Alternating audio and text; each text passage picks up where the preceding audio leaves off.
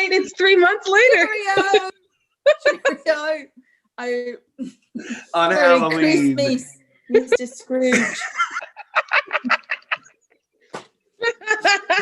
So welcome everyone to We Get Wild at 11/midnight on Fear Street. Okay, anyways, okay. You have the three of us back. Who knows who'll show up? You never know. Show up. We're talking about Cabin in the Woods. Yes. And what a movie to end Halloween 2020 on. Yes, dear LaCroix, give us money. Sincerely. Drinking some LaCroix from my boys. Yes, but right. What an end to Halloween 2020. Cabin in the Woods, the old gods have taken over. We're all probably dead. Accurate. Ray, take it away. My first point is a major point because I feel like I've been failing since this movie came out. It is called The Cabin in the Woods. We all drop that article or we say A Cabin in the Woods. And so like when I saw the credits this 10th time watching it, I was like, The Cabin in the Woods. I think we're all just lazy is what it really is. Like, America. I know that it's The Cabin in the Woods. I just don't say the. I did not. Wow. It's kind of like, I know we don't love to speak about Shakespeare because everyone else does, so why the fuck do it again? But like, it's kind of like I say Midsummer instead of like A Midsummer Night's Dream. But yeah. Checks out. But it is The Cabin, the one and only cabin that is above the gods of yesteryears who will destroy the world. Yes. It made it so much more weighty because I was like, the one. It could also be the 11 o'clock and the drinks and all of the above. I forget how much fun this movie is until I watch it again. Because I'm always like, okay, Cabin in the Woods. But like, honestly, I said this earlier as kind of a joke that like this is the perfect film to end Halloween 2020 on. But it is. It's fun. It's pessimistic as fuck. But it's funny. And it was a great palate cleanser after The Conjuring, because that was a lot. And his house into The Conjuring into this was a good choice. Thank you, viewers. I was questioning it until it actually happened, and now I accepted, and I'm celebrating it. Yes.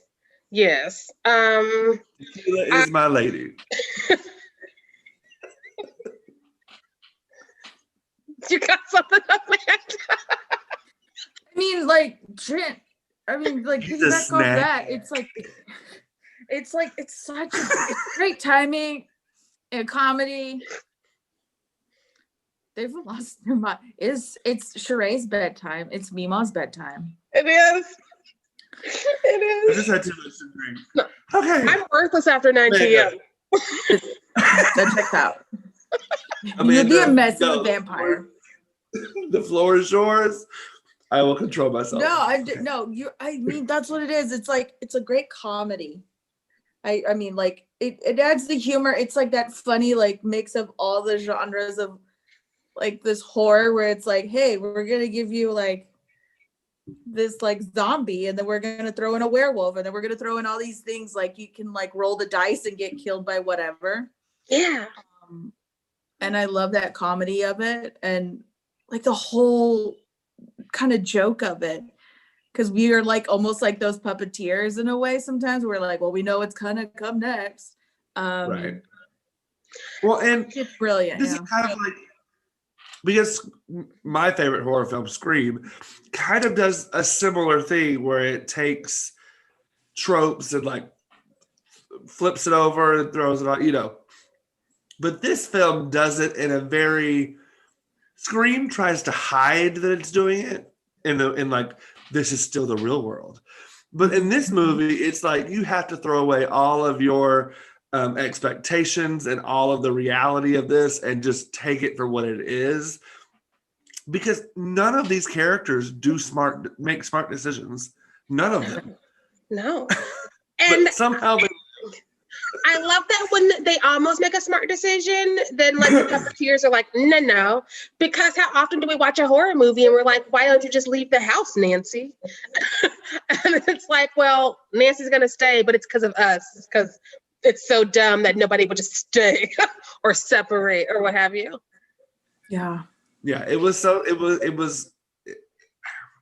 just so smart. And I get that it has its own issues, but like it's so smart in the way that it delivers its horror and its comedy, in the way it mixes both of them. Yeah. Now, I'm definitely still in the early stages of my divorce of Josh Whedon just because of the things that I found out. But like while I'm still in the beginning of this divorce, I have to just say that this is classic Whedon dialogue. It's the reason we stuck it out for Buffy and Angel and Firefly. The things are so tight and so quick and so snappy. And I know that older people hate that, but I live for that. And so it's my feel good movie. I went back in at the beginning of the pandemic because I was like, I don't know how many more years I have with Josh. I need to see it one more time. Yeah. And like I think we have to separate this film into two halves, even though I don't think it's actually a half and a half. But everything above ground and everything below ground are two separate films for me. Above ground is still kind of scary and but still has its funny moments. But below ground is just hysterical to me. Like the whole thing is just like ding, brrr, ding, brrr. Like, the window just keeps getting covered with blood. Like insanity. Awesome. But the first part of this movie is a typical, for the most part, scary movie. Mhm. But it still makes some really interesting decisions, like the fact that the whore or the slut or the whatever that archetype is, before this film was not a blonde, she was a brunette and decided to go blonde, and then they put the chemical in the dye that made her not as cognitively there. Just Even all, the athlete. Yeah.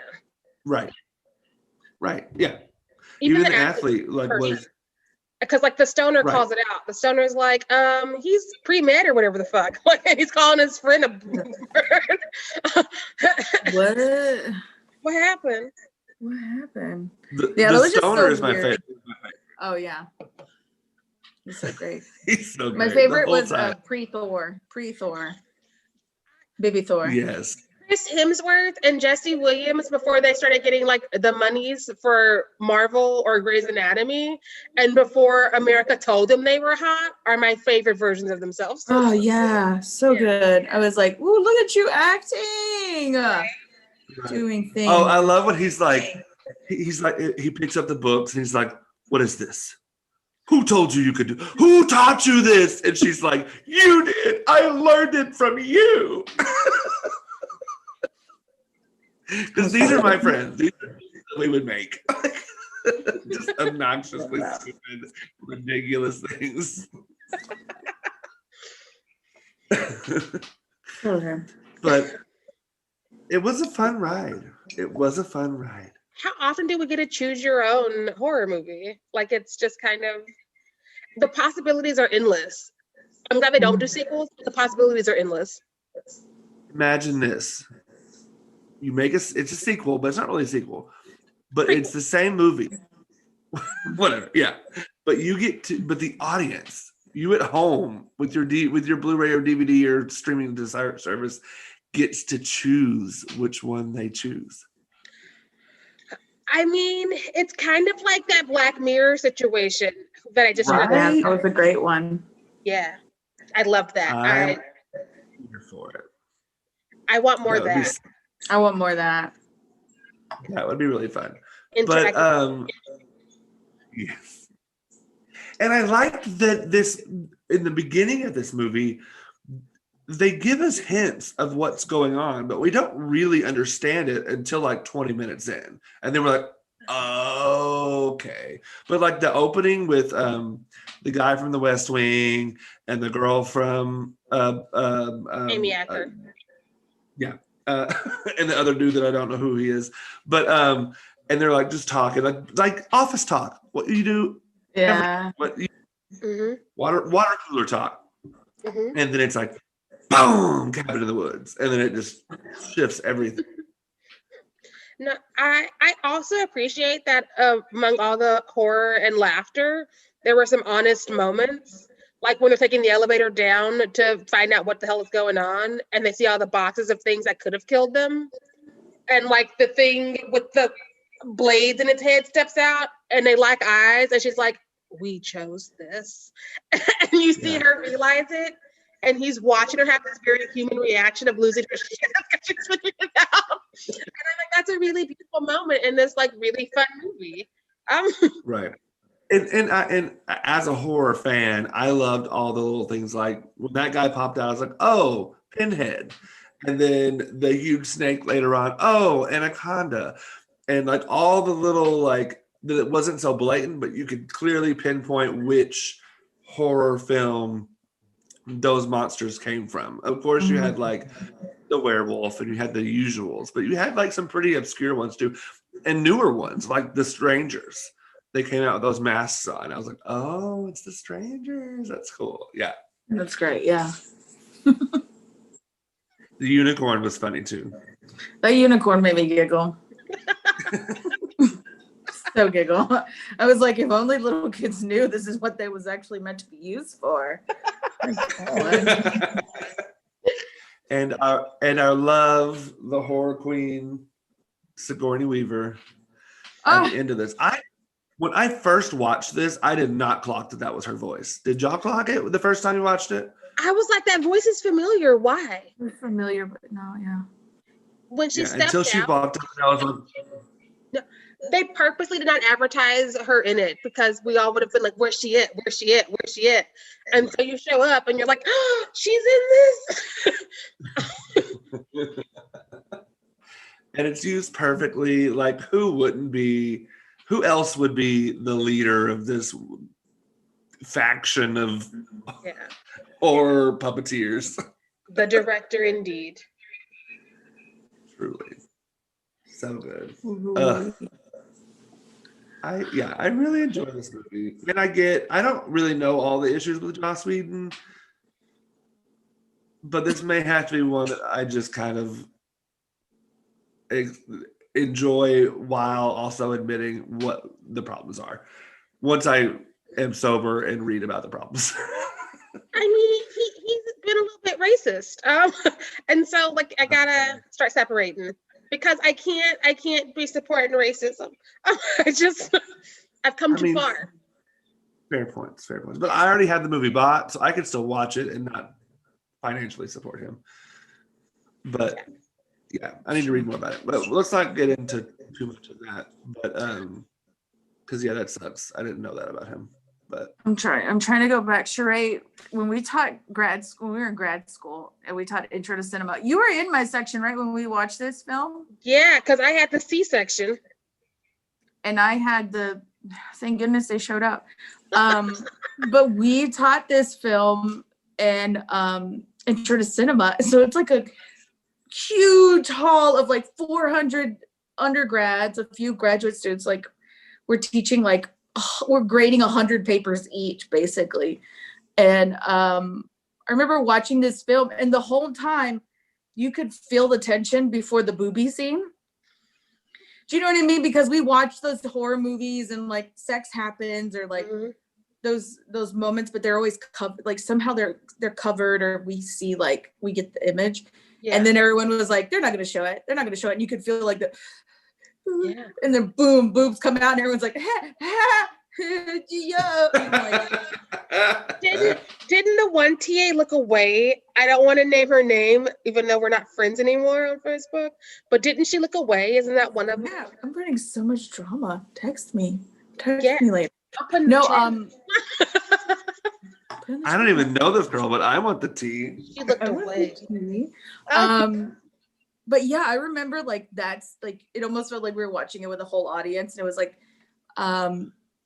that moment, and then also the exhaustion of like towards the end where we see the Virgin like struggling to survive, where everyone is like, oh my gosh, everyone's having like a PBR, and this girl's like getting killed. But those moments of tension, like as a whole, people were like, come on, hurry up. So what was the moment like when she's struggling, but then you see like, oh, someone's still alive, and then you see the mug wrap the thing. I Oh, it was when like, I first watched it, yeah. I had made it. I, Because for some, it's like they doubt him, right? You're the idiot of the. You're like the Shaggy. yeah. You're the fool. You're the fool, and you're like, whatever. You don't know what you're talking about. Immediately, he solves it. Mhm. Right? He knows exactly what it is, and now the people are gonna follow him. It's almost like The Good Place when she immediately Eleanor solves everything, and then everyone's like, "Wait, what?" And they kind of she's the lead, and she's leading the charge now of like, we have to do this. What do we have to do? The fool ends up leading, so I love that. Mhm. I also just love how that moment you reference where they're all like drinking and celebrating while she's being like beat up and about to be murdered, they think, because that's so America. Like, it's just so America. It's like, this shit's happening on my TV, but I'm busy. Mhm. Right. Well, and to me, it felt like a meta moment of like people watching a horror film. Because like that's me. It's like, oh my god, this is so crazy. You're like, I'm drunk, but you're right too. Also in real life, watching like real life news events.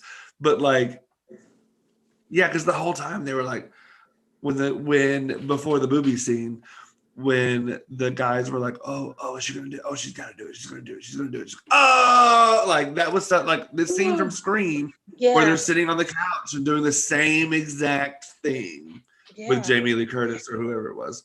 It was, yeah. Yeah. So I the meta part of this was really fun. It was fun. I also I love an ending where we don't get a pretty bow and a fix, because like they're just like, we say fuck it, let's split this joint and see what happens. And that big, huge ass hand comes up out the ground, and yeah.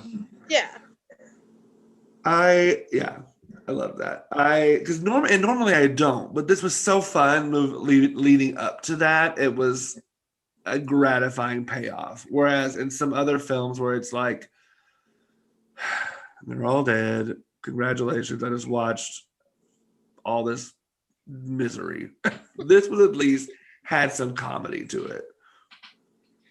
Yeah, but it was an earned ending because it's been set up and it's established they must die or the world ends.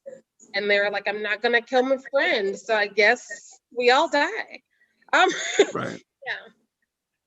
I'm just glad I didn't fit any of those like roles. I was like, well, I'm not athletic. Not that Right. athletic. Right. Not a virgin. I don't smoke. Can we talk about the read where she was like a virgin and she's like, a virgin? And she was like, we make do what we have. And I was like, that was, you can't do and try to kill her, Sigourney, aka the director. You have to pick her jokes. Yeah, I was,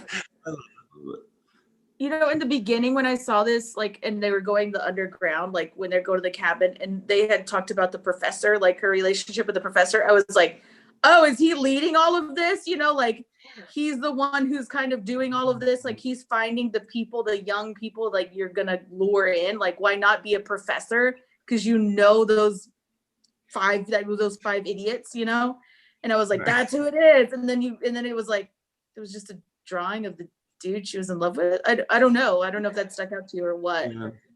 That was definitely something that was never like, not necessary other than to paint the world of who they were before they made it to the cabin. Because like there was. Well, I think it was to show that she wasn't a virgin. I thought her and the professor had a thing. Yeah. Yeah, they did.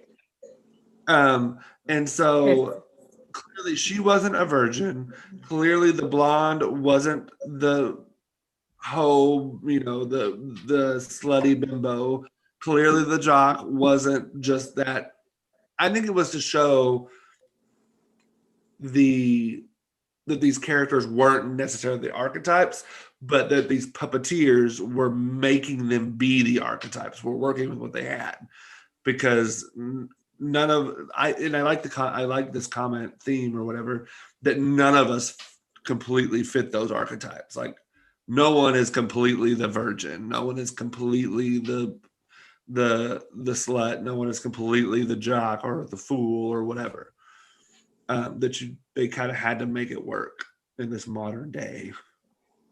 Because oftentimes in horror movies, those roles are so forced and make no fucking sense.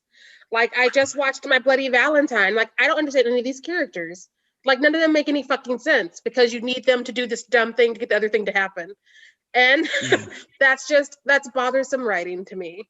So I love that this flipped it and was like, oh, we're puppeteering from the beginning. Right. I'm just like, I get excited sometimes when I think about my acting career, because in my 30s, I'm like at the prime age to start playing a high schooler. Mm-hmm. Hear that, CW? You hear that? Riverdale. Like, I'm just so excited that I'm like, if you get on Riverdale, girl, let me know. I love that show.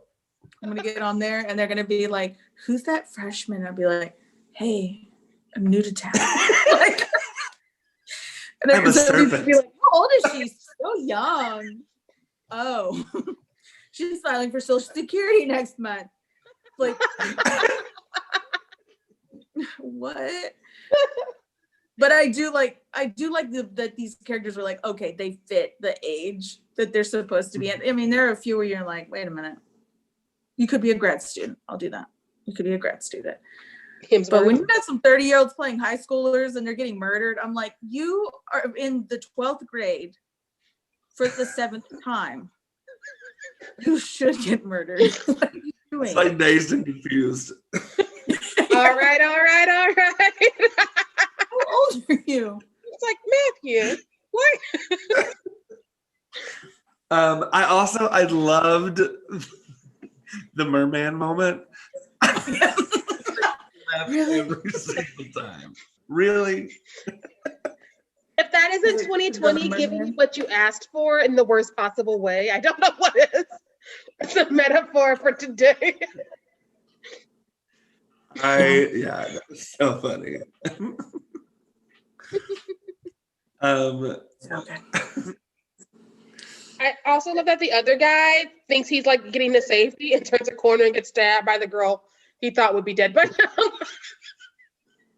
Well, because even in that moment, and I still go back to, none of these characters, besides maybe the stoner, makes good decisions.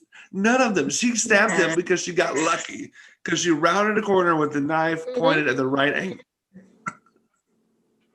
He didn't do it correctly. No, and then he was like, kill him. And I'm like, kill who? What? What's happening? What? Right? I love that rule. The only she gotta die for last. The only one I kind of felt bad for was the security guard that was the whole time was like, is this right? What are you doing? I felt bad, but not too bad, because he did take that job. And so it's like, if you in the shady stuff, you in the shady stuff. What I felt weird about is that he was one of 3 Black actors in the movie. One, of course, was Jesse Williams, who's always nice to look at. And the other one was that one woman who was like, I said zombies. And he was like, but you didn't say a family of murdering, blood-curdling zombies. Those are different situations. Oh, yeah. I love that board. I want that board. I want that dry erase board with all those categories. Clearly, because we see later on that they legit have just zombies that will just. They have all the things. I like to think that somewhere, some other alternative universe, like people literally just like roll a die to figure out what it's gonna be for their horror movies. And that's why there's so many shitty horror movies made. I also love the different countries. Yes. Japan and Oh, America. Japan killed me. Mm. Japan killed me when those 9-year-olds solved the haunting. And they were like, no. And the guy looked at the screen and was like, fuck you. You and That you 9-year-old and you. child. They turn this And they're giant just ass like- monster into a tiny little cute frog. And they're like, we have peace. And they're like, yay. The I was other like, that gives me hope. right? Other countries is a very interesting because I think that's where the prequels could live if it needed more, which I don't think this movie does because it's No. a one and done. Because you can't go forward, you've ended the world, but you can't Right. go. Well, but I would be okay if like Guillermo del Toro was like, I'm gonna do the Spanish version of Cabin in the Woods, or someone from Japan was like, I'm gonna do the Japanese version, and it's just the little kids and the creepy ghosts. Yeah. Yeah, I love how everything, was taking on place in the world. Like somebody else could have done this. I love how the world ends. It has to happen in America. Like we have to start it, right?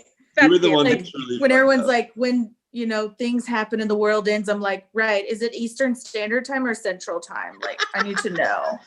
Like, Well, here's my question. So they had to kill 5 archetypes, or 4, really. Mm. The hoe, the jock, the fool, the scholar. Well, they've already killed a hoe, a jock, and a scholar. You can't tell me that some of them security guards that these monsters have killed was not a fool. I'm just saying. Take what you get, gods. Mm. Get all the blood. Yeah, I also had a question about when they thought that the fool died and they like did the bloodletting for the whatever they did downstairs, but he wasn't Mhm. dead. So like, where did that blood come from? And why didn't they know it didn't count? I don't think the blood they sent down to the gods or whatever. I don't think that was actually. I didn't read that it was their blood. I just read it was blood of whatever they had down there. I want to know where it's coming from and what it represents because like clearly they fucked that one up, which is why they were surprised. Yeah. Because they got too cocky with their horror film and they didn't take the rule in that if you don't see that person die, that if you don't see them actually breathe their last breath, they ain't necessarily dead. Mm-hmm. As we have seen time and time again. Tell as old as time. This is a shot. Ooh, that's a cute shot. Oh, that is. Thank That's you. like what you Rosé? get a COVID-19. Is that what's that drug Trump was trying to get us to take? Bleach. This is Bliat. Bleach. Bliat. A 10-year-old bleach. I love it. Yeah, I Um, never forget about that. Yeah, you have to see them die. Mm-hmm. Right, you have to watch them die. That's why at the end of every Scream movie, they're like, "You Mhm. did it. I'm gonna shoot you again just in case." The You double ain't tap gonna fuck in my movie. for horror movies. That's where double tap comes from.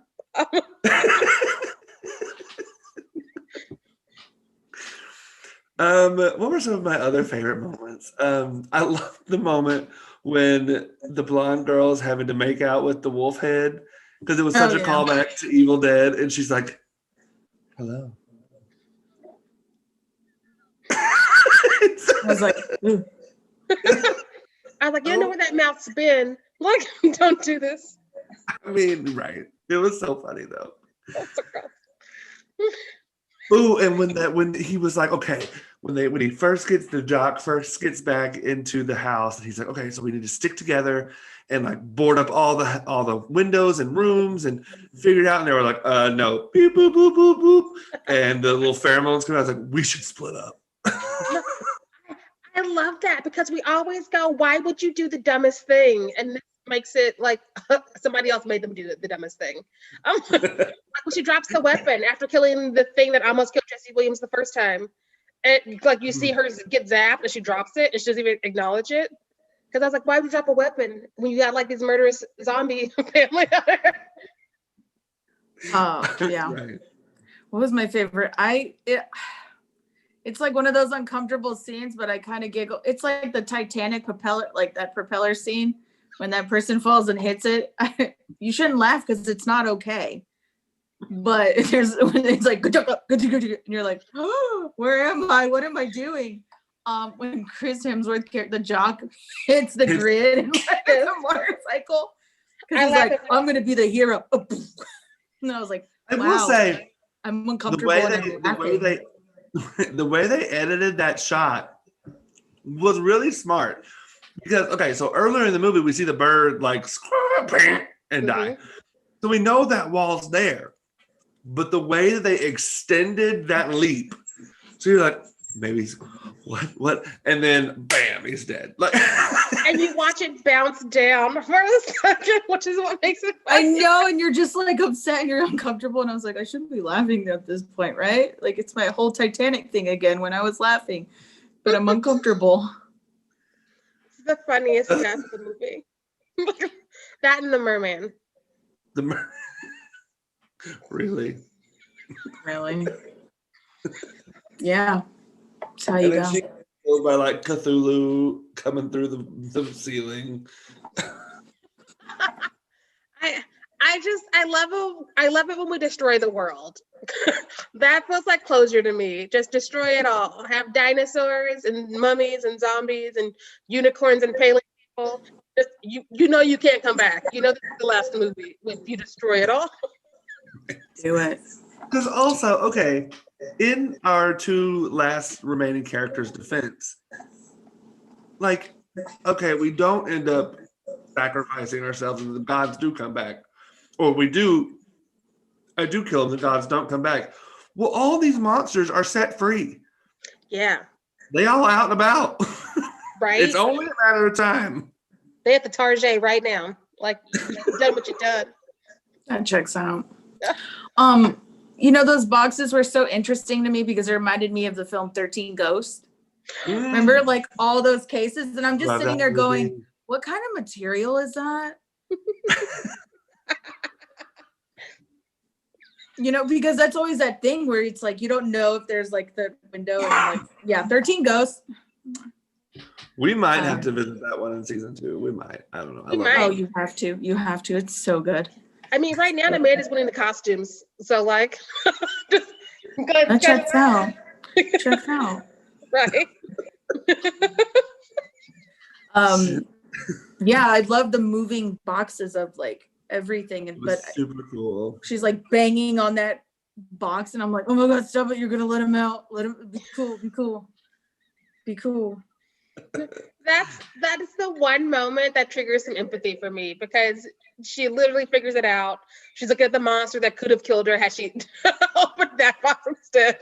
And he's watching her like humans, and she is losing her shit. And like we were talking about this a little bit in like Halloween and some other movies where there's always like the one moment where you're like, oh, and then you go back to having like the fun and games and the gore. Right. So, okay, going back to when they're in the cellar. So she is clearly reading the diary of the girl, and that brings the family. The jock is clearly with the box that's going to bring the guy that's not Pinhead, the guy we meet earlier. The girl, the whore, is putting on the necklace that I'm assuming brings the merman, because what's his face is really excited that he's about to see this merman.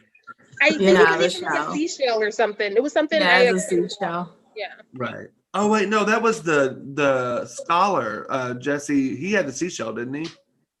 What did he have? I don't remember. I don't remember. Glasses. Yeah. I don't remember. He was gonna get killed by a library. That was. I love how he was a scholar, so they gave him glasses, though. Right. Can we talk about how the early aughts and the late 90s were like, oh, they read glasses. Got to give her a makeover, take the glasses off. And I was like, why can't she see and be pretty? Like, that's the thing a lot of people trying right now. You can have it all. You can have it all. Right. Oh, gosh. I don't know what he had now that I'm thinking about it. It's going to bother me. But I think he had the seashell, and I think she had a pendant. No, that's wrong. So her thing was the shell that was he had the music box that was the ballerina That's what it was. Oh, that's what it was. With the teeth that- face. with the teeth face. Yes. So they had some good options. That's some good options. I feel like this was probably the best one for this movie though, because the other Oh. one would have been creepy and terrifying, but because it's a one monster, 5 people, the odds were a little bit worse. Whereas a whole family of Texas Chainsaw Massacre situations, that's different. Right. And I love that it still gave them a backstory. Like when she was reading it, I was like, "Why are you still reading this? This is clearly creepy as fuck." Literally, when the stoner was like, "Let's draw the line at speaking Latin," and they were like, "Nope." Oh, and even before that, when they're all playing the games, whatever, and they, the Virgin asked the girls for a dare because she just was told that, oh, you're gonna pick a dare anyway, or pick truth anyway, and then the cellar door like, wham, and no one's like, I wonder why that happened. That's creepy. Yeah, let's go investigate this random cellar door we didn't know was there until it blew open. Let's do that. I mean, yeah, right. And clearly, this cabin is like inspired by, or supposed to be like symbolizing the Evil Dead cabin, because that's the cellar door. There's a woman's like, but yeah, I was, and then the wolf head and all that was supposed to be like the moose head in the movies. I don't know. Yeah. There's just so many nods to so many horror movies.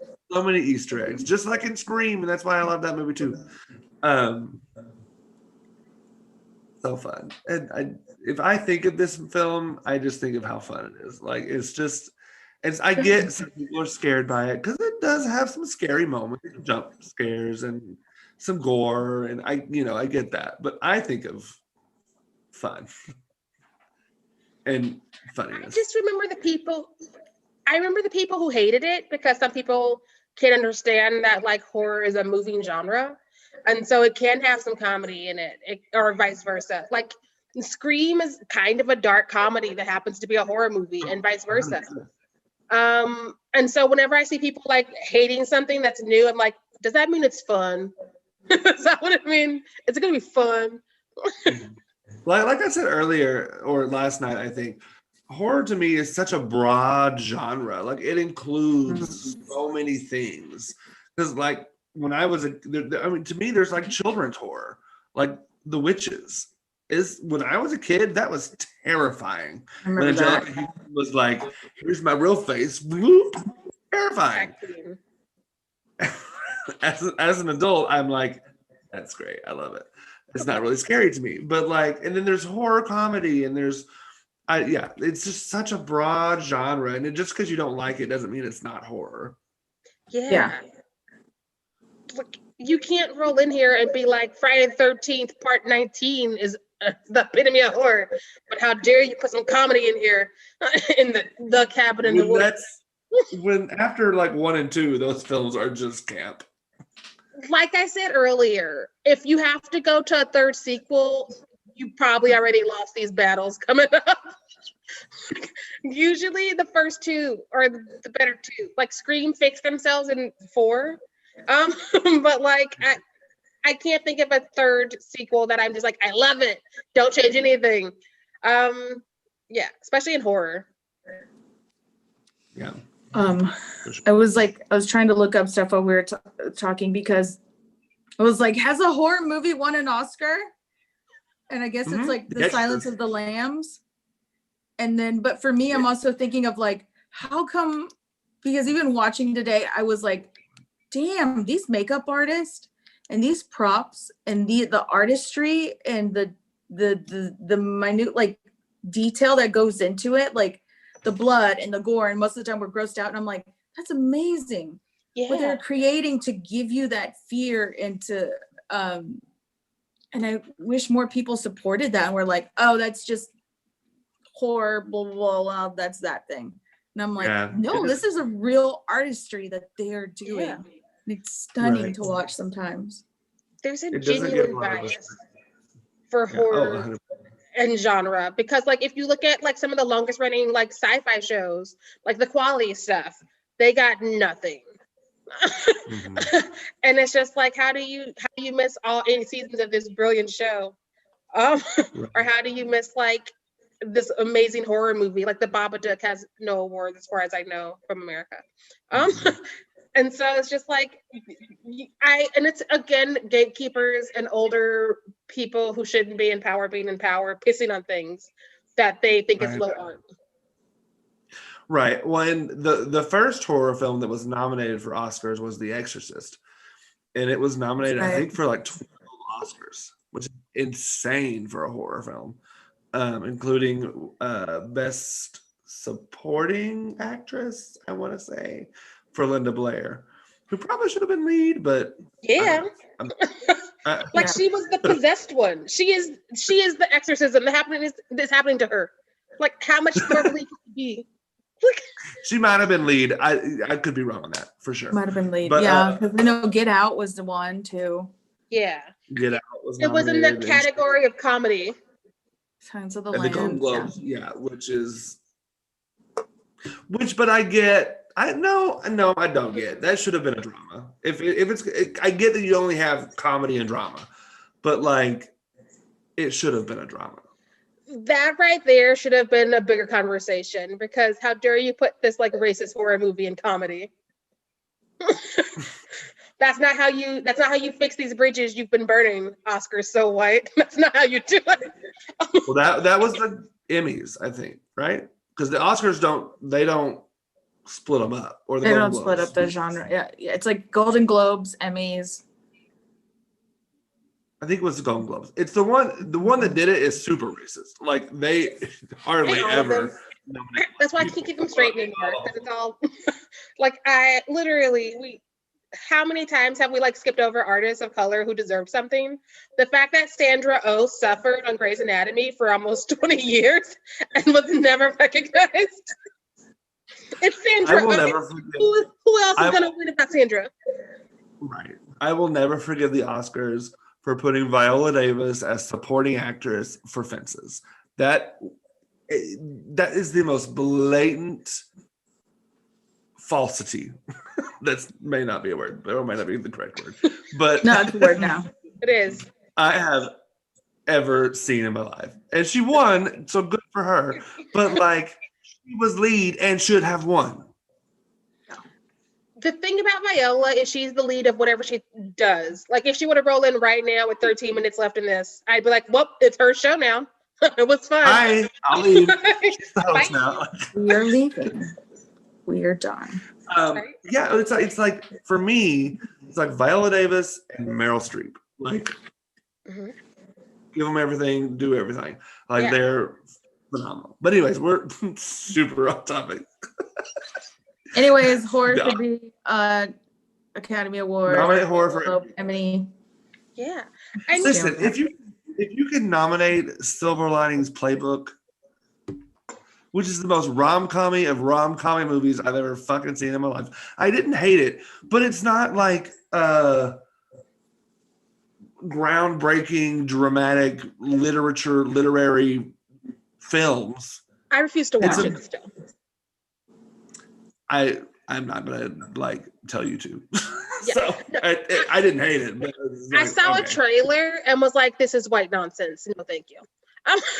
Much like I did The Help. And the people were like, no, The Help is good. No, The Help is good. So I watched it and I was like, no, it's white nonsense.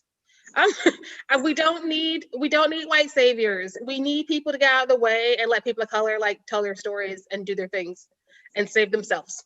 That's interesting. Karen writing in being like, I've had a change of heart. I'll stop using those words. That's not interesting. Like Karen can have her journey and she should by all means, but like we need new stories now. Which again is why I'm kind of living for this year where I'm seeing people of color actually have things happen, especially in this horror genre where we're excluded from so often. Yeah. Yeah, we need more stories. Like, Oh, yeah. Like there shouldn't be a there's at no point will there be too many stories. Like there will never be that moment. So let people tell their own stories and stop trying to like put yourself into them, if that makes sense. Mhm. Yeah. I'm gonna watch Bad Hair tonight on Hulu.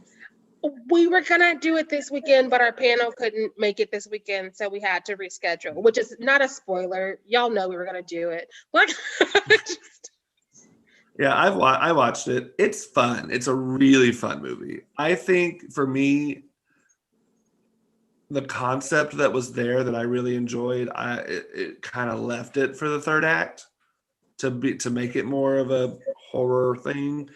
But it's really fun, and the cast. You got Kelly Rowland, Vanessa Williams, the girl that plays the lead is fairly new face. Like they're all fantastic. Oh, and you have I can't think of her names. I'm not gonna try it, but Yeah. you won't watch it and be like, oh, that's wasted an hour and a half. But it's not my favorite either.